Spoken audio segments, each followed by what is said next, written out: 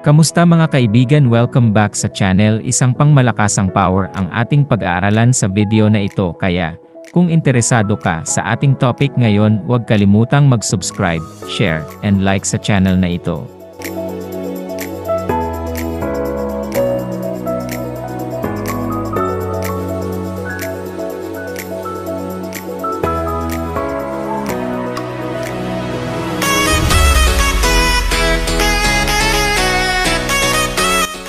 Pangunang test mga kaibigan, recharge natin ito sa 20 watts solar panel. Itong solar panel ay may maximum power na 18 volts at may 1.3 amperes. Itong nakita nyo sa ilalim na may ilaw na kulay blue, yan naman ang step-down converter na kaya maglabas ng 5 volts, 9 volts, at 12 volts.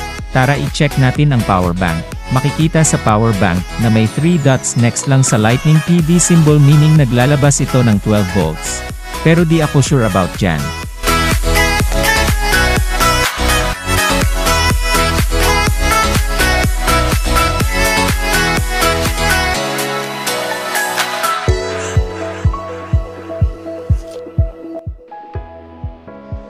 Cloudy day mga kaibigan, hindi ko ito inaasahang mangyari. Ang oras niyan ay nasa 2:22 ng hapon. Tapos i-check natin ang power bank kung anong lagay ng percentage ngayon. Pumalo naman ang percentage ng power bank sa 44%. Para sa akin lang okay na ito mga kaibigan, laking tulong na ito para mabawasan natin ang pagkonsumo sa kuryente.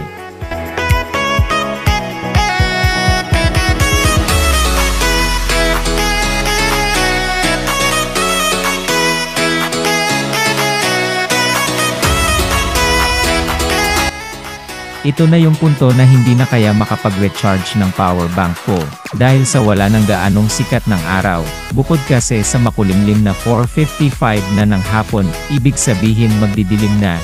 Kaya itutuloy ko ay pagre-recharge ng power bank ko sa AC charger. At least mga kaibigan, nakabawas ako sa pagkokonsumo ng kuryente. Di ba mga kaibigan, mas makakatipid na tayo kapag may tulong ng solar power.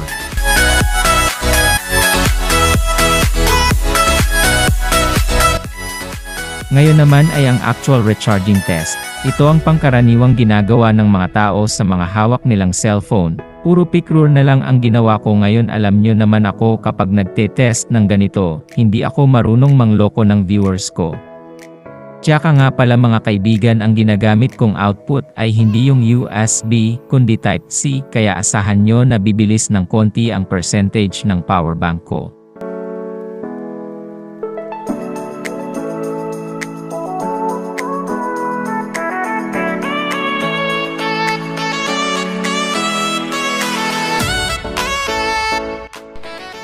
Ito na mga kaibigan, natapos na rin ang pagre-recharge ko ng cellphone ko dito sa EYD 20,000 mAh na power bank. Naka 4 times din ako dito.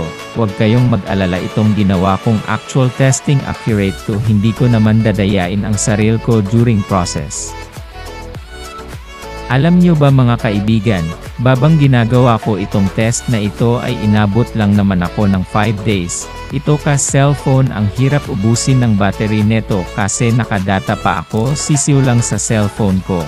By the way, itong cellphone during recharging na may below 30%, inaabot lang ito ng 2 hours and 35 minutes. Ganon kabilis support ng cellphone ko ang fast charging. Ang original time kapag nagre-recharge ako sa main charger neto ay umaabot ito ng 3 hours and 40 minutes. Opo, ganun ito katagal kapag sa original charger niya. And finally, there you have it mga kaibigan, yung mga gusto nyong malaman sa power bank na to, lalo na ngayon ko Alan G nagawa ng unboxing and honest review dito kay YD power bank. Okay na okay ito para sa mga mahilig mag-travel, camping, or due to going to work. Maraming salamat sa inyo mga kaibigan, sana hindi kayo masawang sumuporta sa channel na to.